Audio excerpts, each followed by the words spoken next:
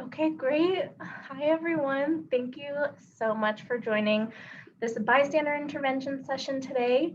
If you came to the LGBTQ plus basics sessions earlier in the month, this will sound a little bit familiar, but if you're brand new, today's training is sponsored by the Gender and Sexuality Alliance Employee Resource Group at the Colorado Department of Public Health and Environment, which we simply call the GSA.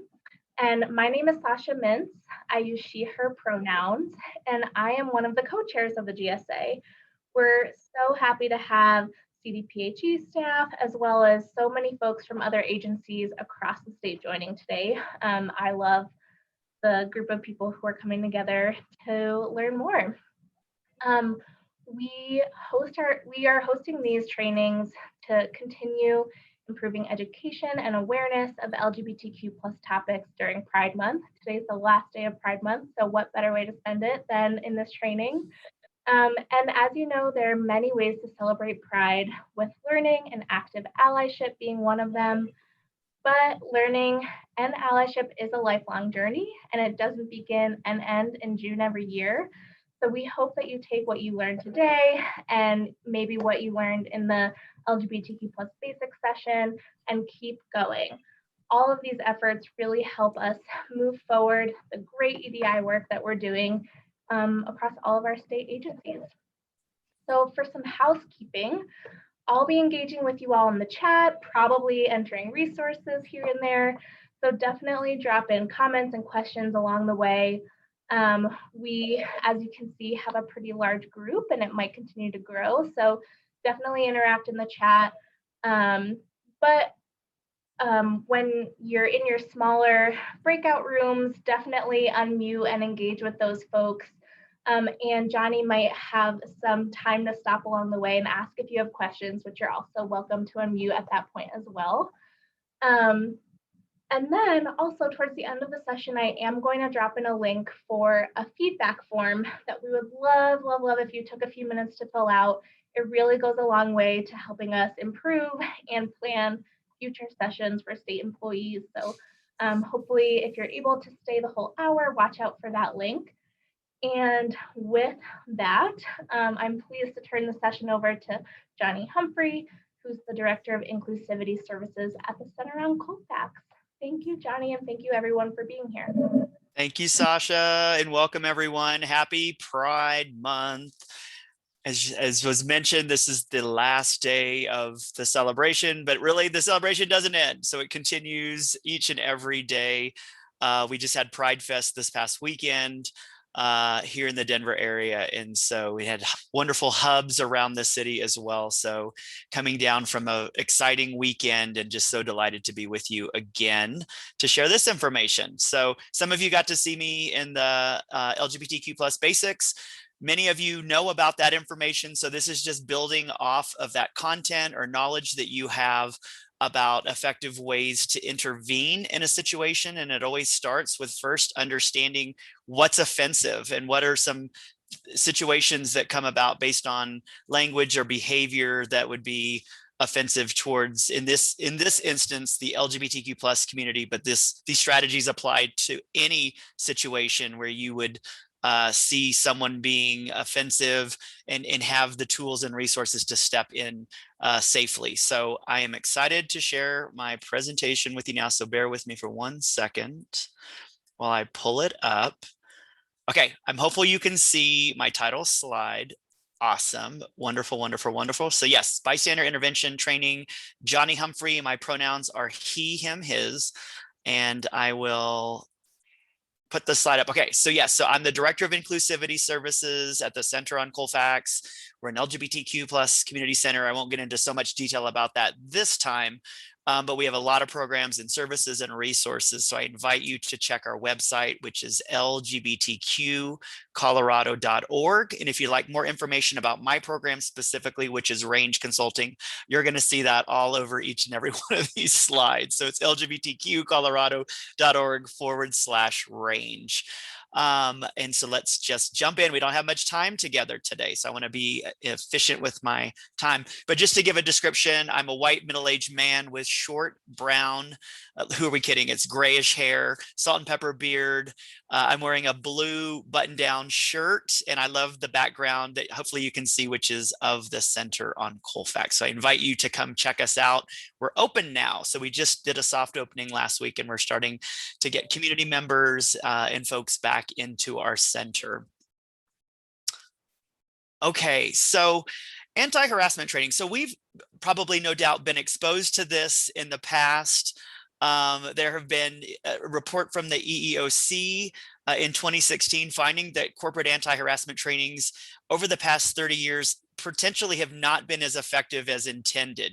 There's a potential side effect of these types of traditional anti-harassment trainings that can reinforce stereotypes and describe people in legal contexts such as victims or perpetrators, which neither would want to be identified as being. So intervention strategies, bystander intervention strategies are a newer technique strategy to give you the efficacy to in fact intervene. And so these are just a few quotes here, observing that, some people have fear of intervening because they just don't know what to do.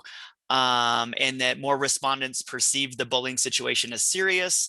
The more they reported an intervention to give emotional support, or the intention rather, to give emotional support and public support to the harassed employee. So we just want to make sure that the goal here is that in a situation you identify something as being a problem and are able to to process ways or techniques, strategies that we're going to go through that we think will give you the resources, in fact, to intervene.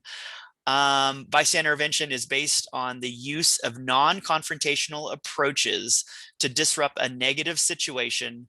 Before an intervention can occur, the bystander must recognize the situation as serious and inappropriate. So, how to be a good bystander: notice the negative event or behavior, interpret it as a problem, feel responsible and empowered to intervene, and finally possess the necessary skills to act. And I want to make sure, we've been dropping it in the chat, but I just want to make sure, even for the newer folks that came in, I sent out the workbook through email. It may have been buried in all of your emails, but I want to make sure we've at least dropped in the chat. It's a link to a Dropbox. That's about the best way I thought to get it to you quickly is through Dropbox. But I'm hoping that you're able to access the workbook. And I'm going to make sure that I open it as well, because I want to talk about the strategies so that you're comfortable. Because what we're going to do today is I'm going to put you into small groups of 5. And we've got a number of different scenarios that you will get to look at. Each team will be assigned a particular scenario. And so I want you to first know the strategies beforehand, but we'll get to that in a sec. So let me pull it up here. Let's talk about some strategies. So this was in the workbook, and this is actually page number 3. So if you want to go along, you can.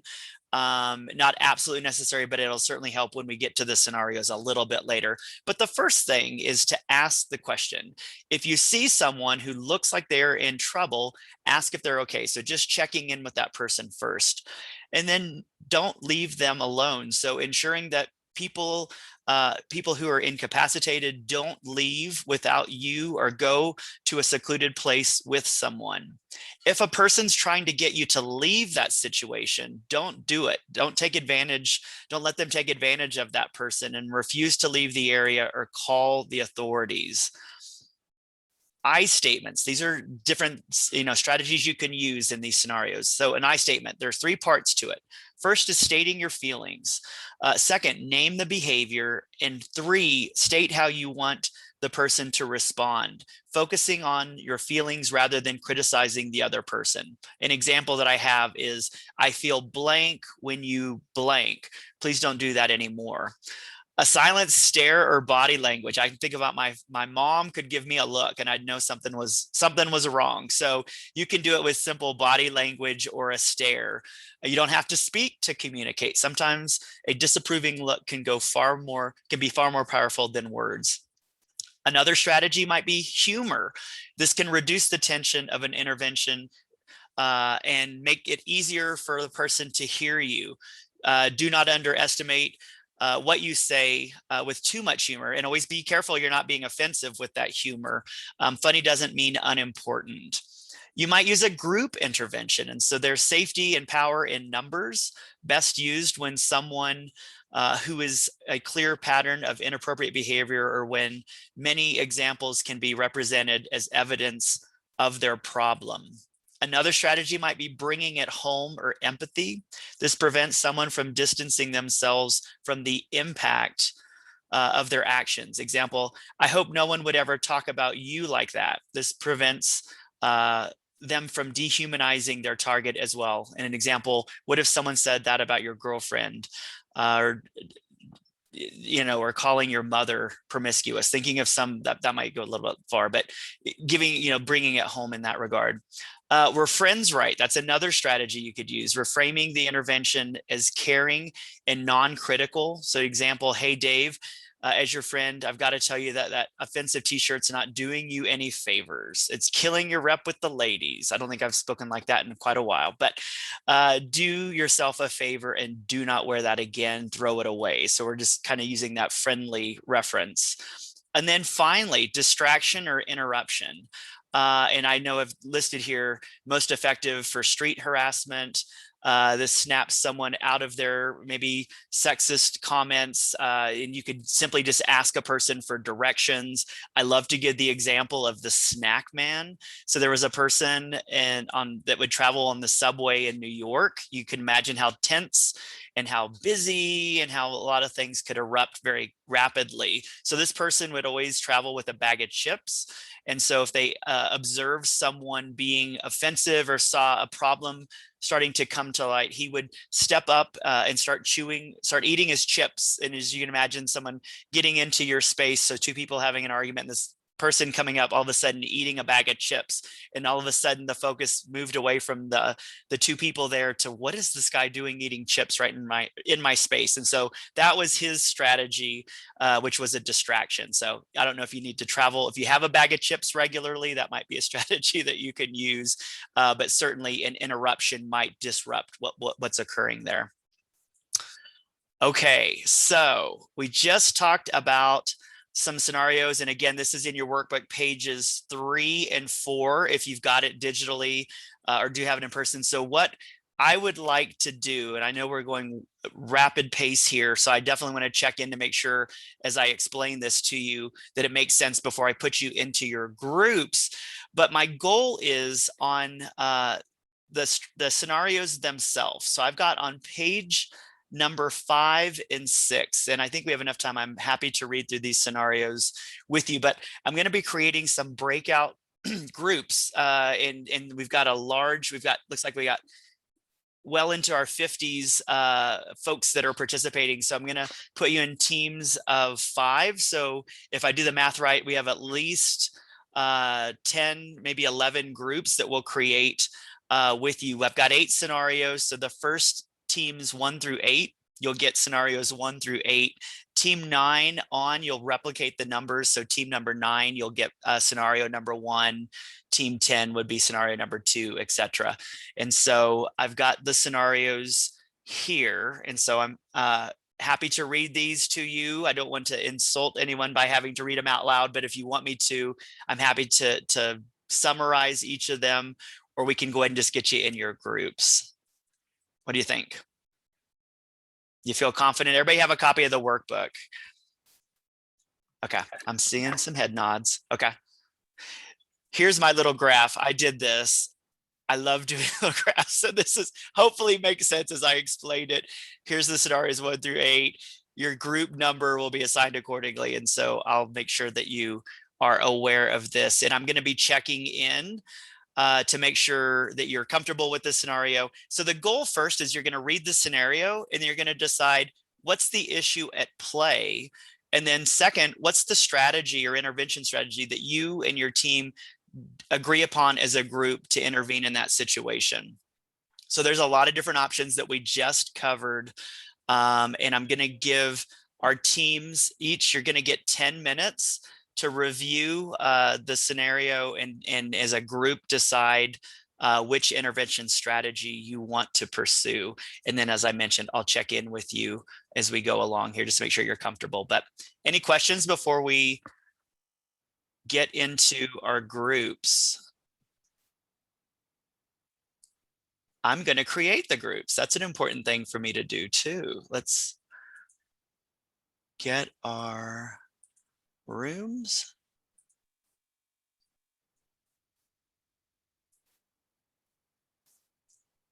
Excellent. Okay.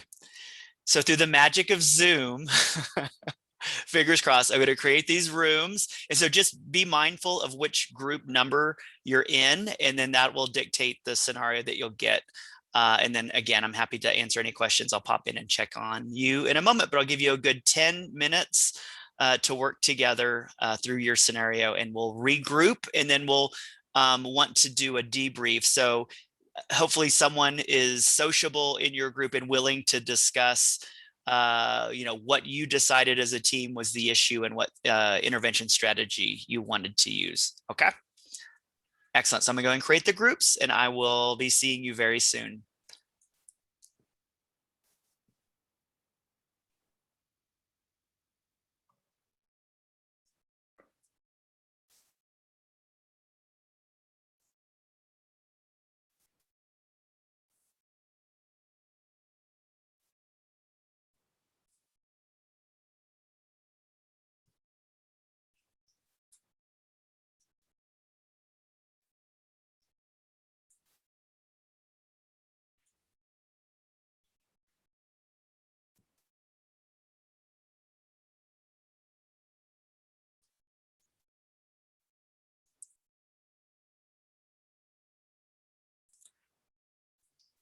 Excellent. And for this is for the recording. So I just wanted to explain again that we are creating small breakout groups, and the participants in these groups are evaluating a variety of different scenarios. They've got an assignment for the particular scenario.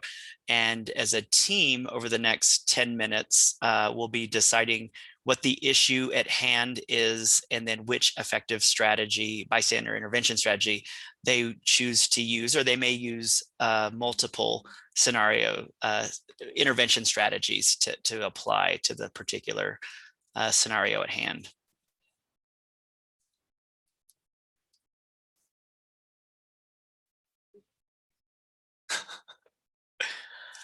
Excellent. So we got folks coming back from their breakout rooms, and we will do a debrief on everyone's what they identified as the issue, and what intervention strategy they chose as a group to use in that situation. So got 8 seconds, and we'll get started in just a sec.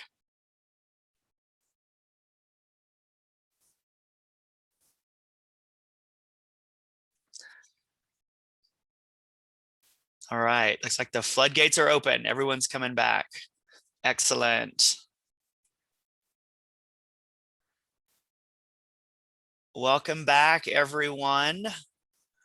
I am excited to hear from each of your teams and seeing what you identified. I'll read, actually, yeah, I'll read the scenario so folks at home can hear what the scenario is. And if a representative, I think there were maybe 2, maybe 3 duplicates. And so either team can decide, either, team 1 or team 9, team 2 or team 10 can decide who wants to represent. And if there were other things that you identified within your other, the other team would want to share something, that's of course welcomed as well. So let me go ahead and get started. And so I invite, I'll read the scenario. So this is scenario 1. You're sitting on a Zoom call waiting for it to get started, and 2 of your coworkers are making jokes about one of your coworkers who is currently on vacation celebrating her recent same-sex wedding, which makes you uncomfortable. So I'd love for a representative from either team 1 or 9, if you would just identify what your team identified as the scenario at play or the issue, and then what your intervention strategy was. And you're welcome to unmute. Please feel free to unmute.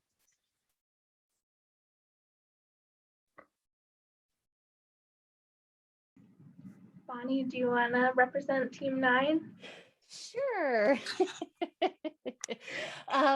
Okay, so really what we identified as the issue was just was closed-mindedness and possibly some ignorance about the situation.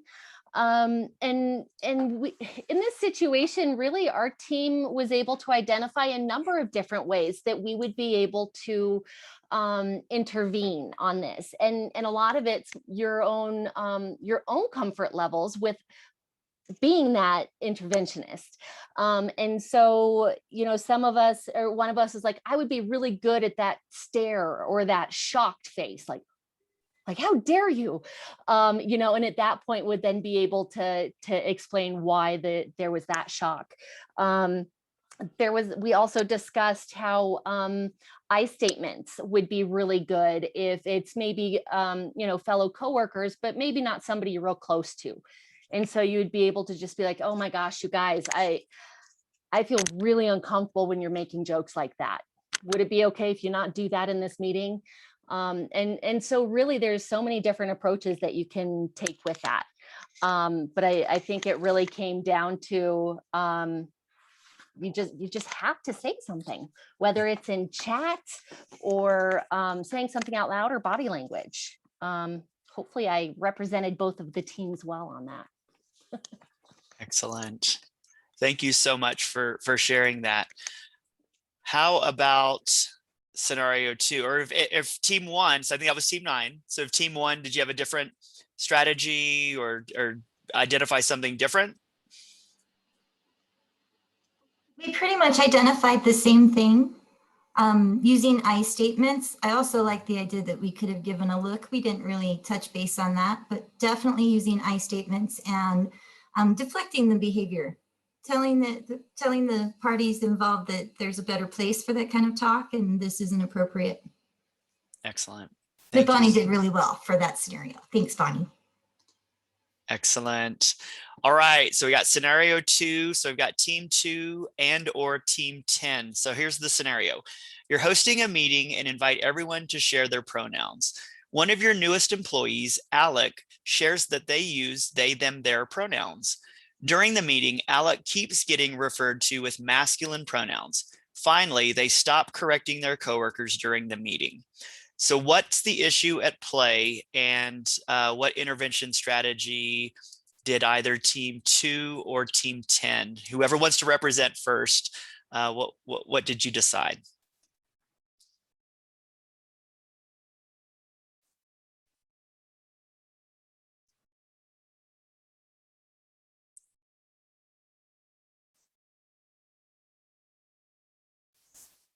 Anyone feel comfortable? I'll go. No pressure.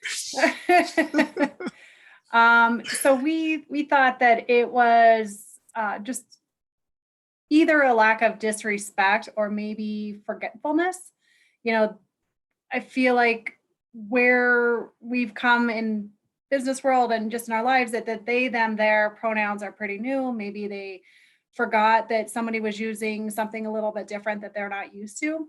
So we decided we would use the I statements. Let me get back up there and say something like, I feel like this group isn't respecting their other coworkers by not using their proper pronouns.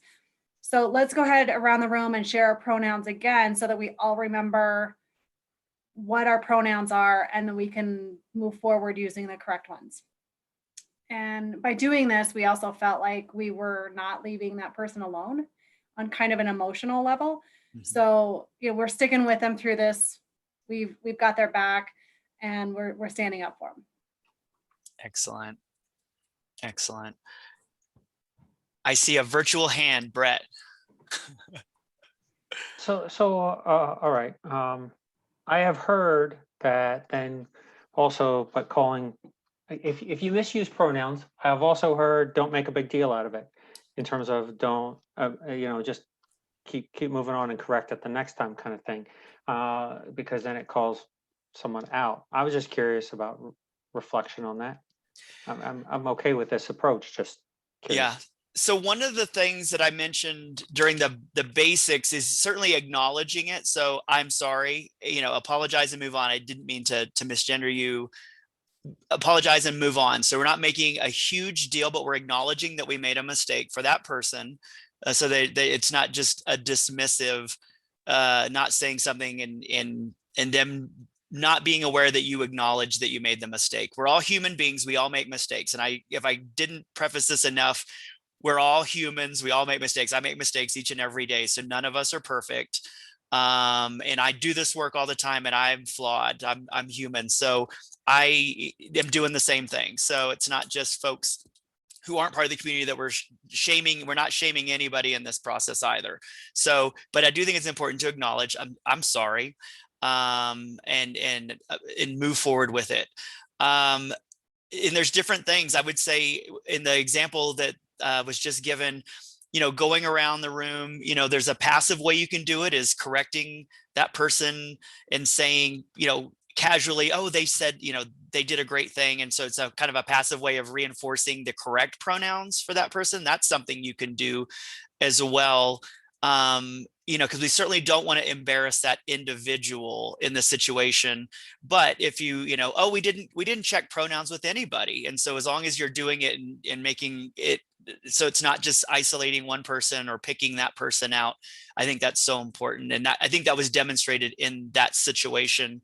But yeah, I think it is important to acknowledge, apologize, and move forward, but not going on and on and on, because then it draws the attention like, oh, I'm such a bad person. And then the emphasis focuses on you instead of the issue at hand, which is you made a mistake. And hopefully it was not intentional. Any other ideas? I'd love to hear the other team that had this, if you had a different approach or identified maybe something different in the scenario.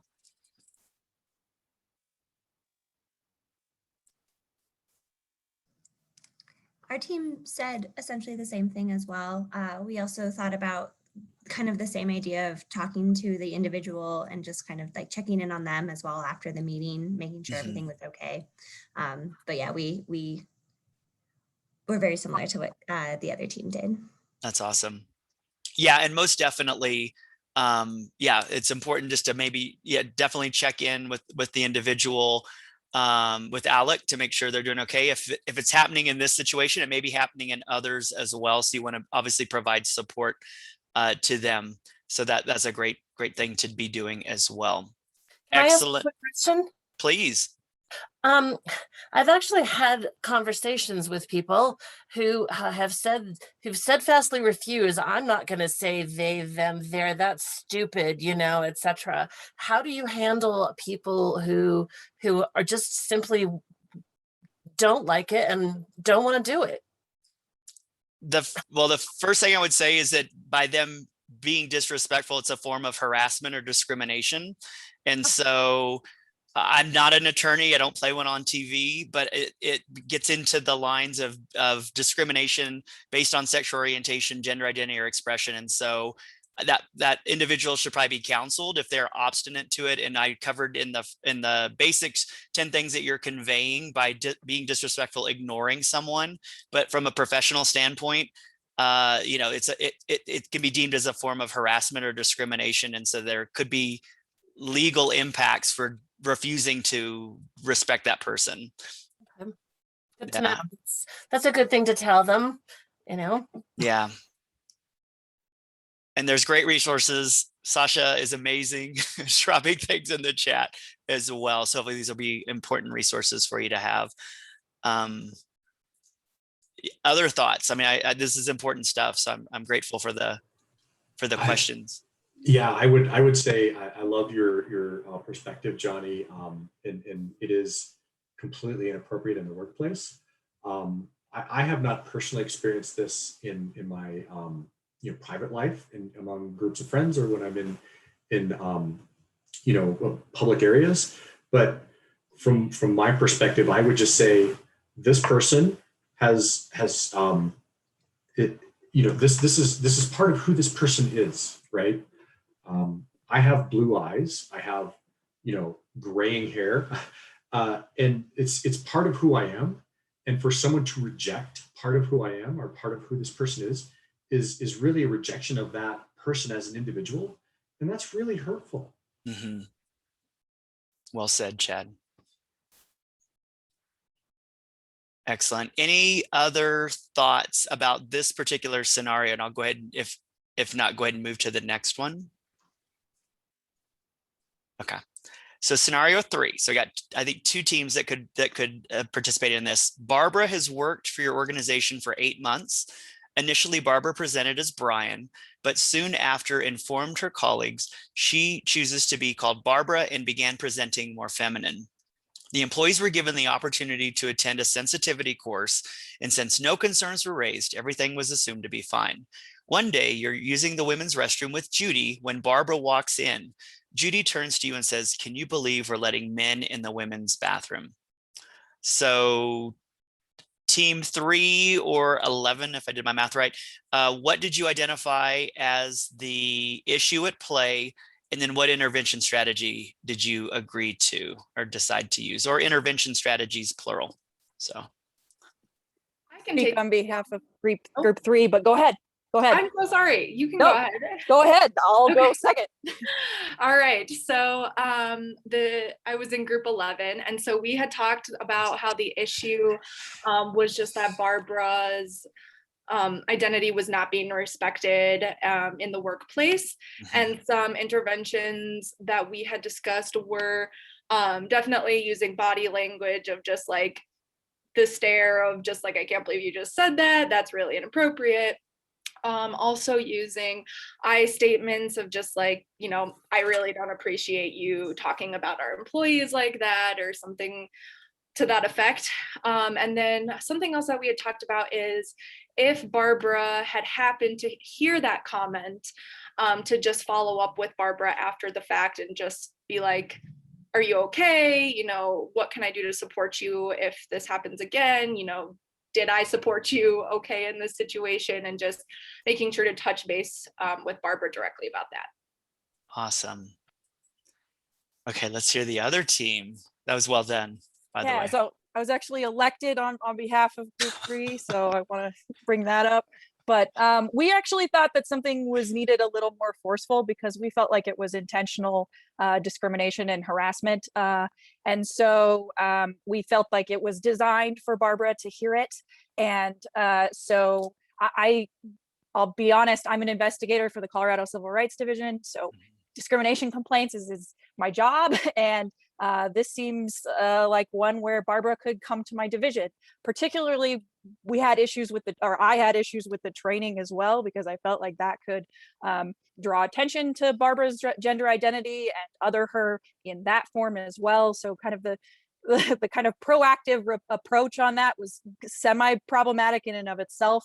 But in terms of the intervention itself, we felt like either bringing it home or using humor and saying like, "What men? I don't see any men. I just see Barbara. How is it going, Barbara?"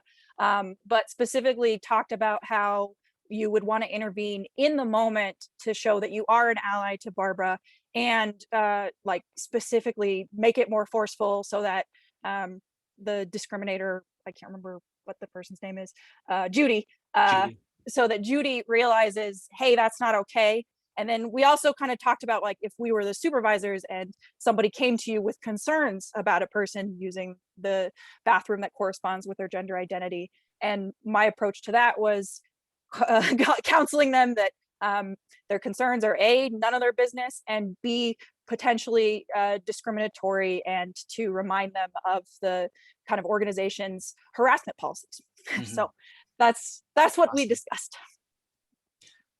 Yeah, and the thing about the training and in situations, that's maybe a strategy that an organization may use. If they have a transition plan, part of it is educating in some instances, but I would definitely follow back. Like, did you go to that training? Did you miss something? And certainly hopefully it just, the training's something necessary anyway, whether an employee transitions or not. And it may just be LGBT overall, but yes, did you go to the training, or was the training not sufficient? Maybe it didn't cover enough information, playing devil's advocate in that situation. And so, but yeah, those are all wonderful, wonderful strategies, and the techniques that you used, I thought were great as well. So well done, both teams. Okay, scenario 4, I think it's just team 4 had this one. You and Mike socialize occasionally outside of work. He's a loyal employee of 10 years and is having a hard time adjusting to George's transition to Jennifer, or I'm sorry, George's transition from Jennifer. One afternoon while attending a department picnic, Mike makes an offensive transphobic comment about George, saying she probably wanted to be a guy because she was such an ugly girl. Personally, I hate reading this scenario, but that's my side comment on that. But what's the issue at hand, and what strategy or intervention strategy might you have used, team number 4?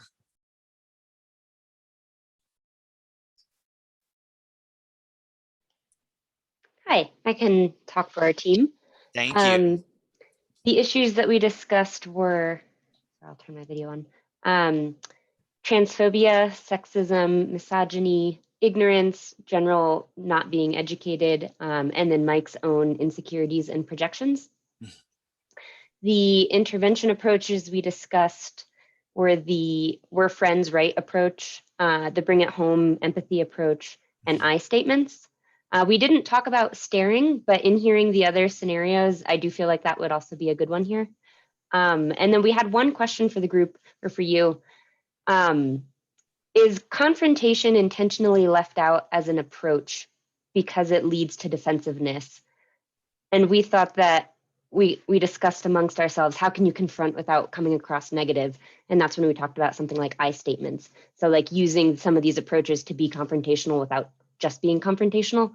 But all of our initial reactions to reading this scenario was to call Mike out, for the comment, whereas that's not actually an approach, because maybe that's just going to lead to defensiveness.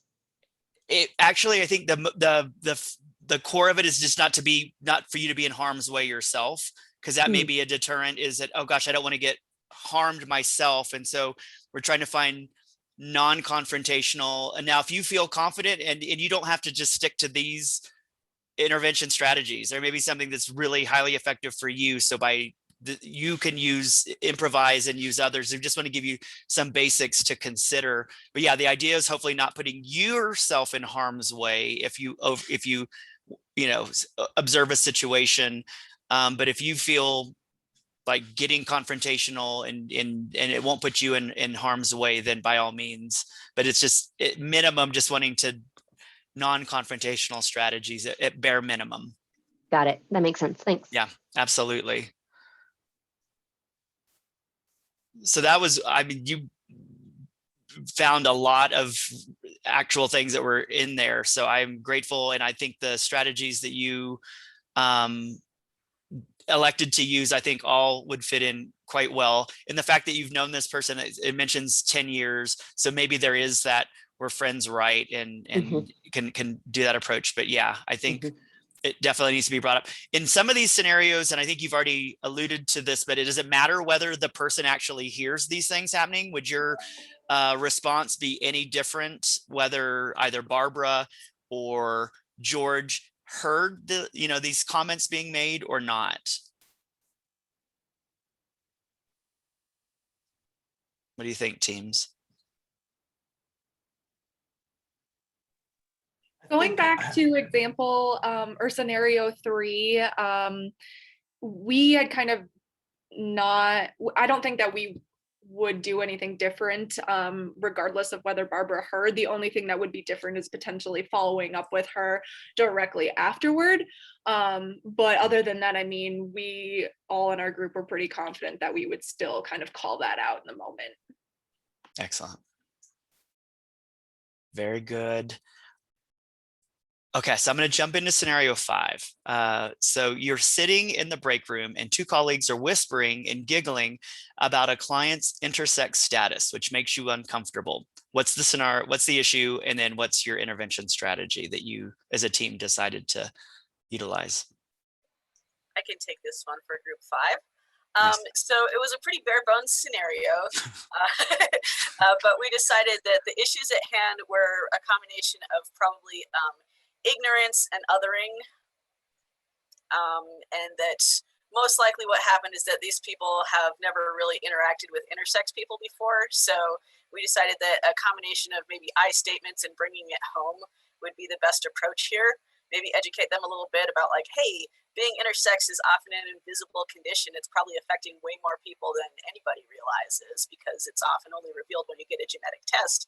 And a lot of people don't get genetic tests for a lot of reasons, you know, and so sort of bring it home by saying, oh, this could be anybody that you know, or maybe use I statements for, it makes me feel bad when you say that about this person because insert genetic condition that affects me here. You know, and if you're going to judge them based on that, what makes me think that you wouldn't judge me based on my thing? Yeah. So well said. Yeah, and if you recall, that's roughly 2% of the population identify as intersex, since that's about the same percentage of people that identify as redhead. So it's certainly not as uncommon as one might think. So well done. Any other thoughts? It was a pretty short and sweet scenario. We did have a couple of other thoughts based on like sort of maybe what the position of the coworkers were, like if they were interns, maybe suggest that they go to the next EDI training, you know, or something like that. And also because a lot of us work for CDPHE, hey, maybe you shouldn't be releasing people's PHI out in the public like that. Yes, absolutely. Absolutely. Well done, team 5. Okay, so scenario 6, and I'm sorry, I just realized our time, I want to be respectful of your time. So scenario 6, when walking past a copy room, you overhear 2 coworkers discussing a community partner. The community partner is a trans woman, and the coworkers are referring to them jokingly as he, she. What's the issue at hand, and what intervention strategy did you elect to use? I was part of a team or group 6, scenario 6. Nice. We discussed the issue. We didn't know if there was like a word bank or something of issues, so we just kind of made up our own. So we mentioned jokes about someone's identity is insensitive, we're othering, and then the intervention, we would use I statements, empathy. I mentioned staring or silence. That'd probably be the first thing I do, like give them a weird look. And with the I statements, you know, making sure that we let them know that you feel uncomfortable to not say that. Absolutely. And certainly if we don't know someone's pronouns, some just benefit of the doubt. So just start with they, them, you know, and obviously you want to verify pronouns. And so obviously this is absolutely unacceptable to use he, she, it. I did that in the other presentation as well, that those are not, we wouldn't use that to describe a person. So maybe starting with they, them is a way, and then checking in to verify a person's pronouns. But yeah, I think the techniques that you mentioned, I think are great. And yeah, obviously that's inappropriate and all the way around. And so well done. Any other ideas or things that you others that might have thought of as well that would be effective?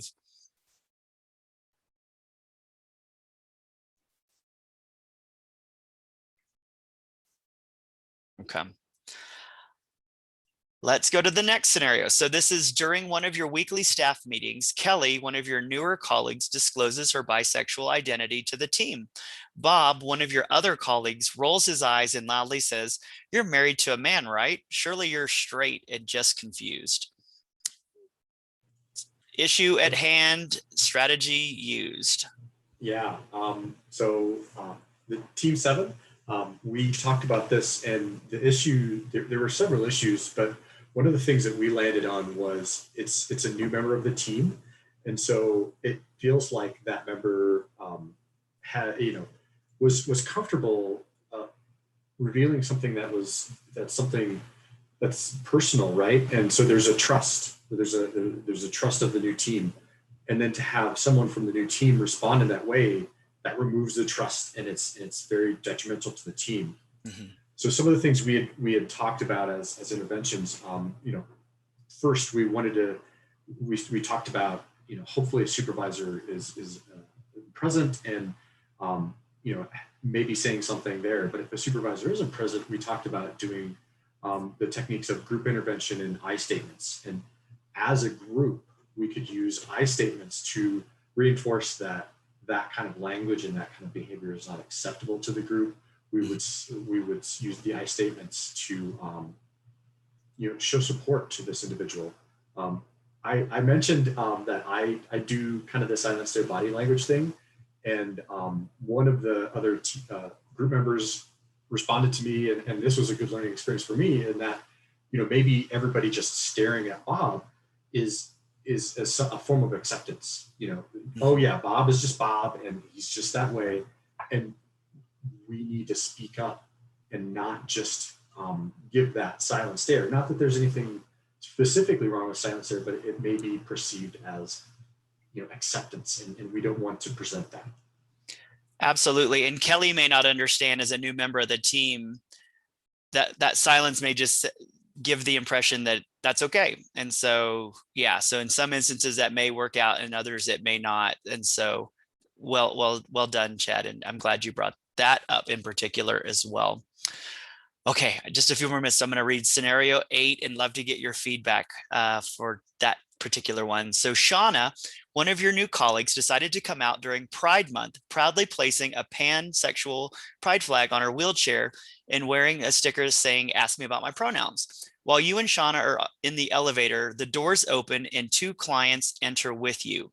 After a few moments, they start whispering anti-LGBTQ+ comments to each other, which you both overhear.